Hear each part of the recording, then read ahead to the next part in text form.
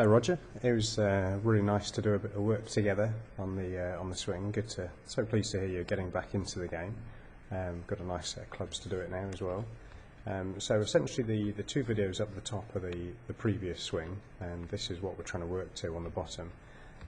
So a couple of reference points, particularly just to have a look at the left-hand videos on the takeaway. We've been trying to work into this kind of quasi high five position. So you can see on the top left, the old swing, you can see the club face is very what's called hooded, so it's pointing down towards the ground. Now this is an extremely closed position, difficult to get consistent strike from this position for a number of reasons, but we're just trying to work it so it's got a little bit more loft on the club, a little bit more open, and you can see that the shaft is beginning to sit in quite a different position actually, much flatter, much closer to the plane line. And when we're working back down, you can see at the top of the backswing the club's just in a different position, much more behind you, so you're not having to work quite as hard to get back onto the plane line on the way down.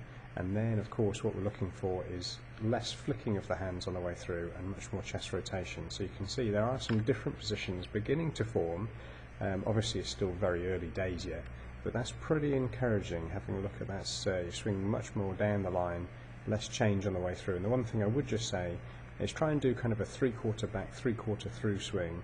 So you'd only be finishing probably in this kind of position on the way through, but just make sure you're getting the chest nice and forward, and make sure with that flatter swing you have to try and find the turf, because obviously with the steepness before it was pretty easy to find the turf, but now you're a little bit flatter. You've got to make sure you use the body rotation, as I was saying, because you were so static before. Use the body rotation, turn the chest, and make sure you're striking the turf in front of the ball.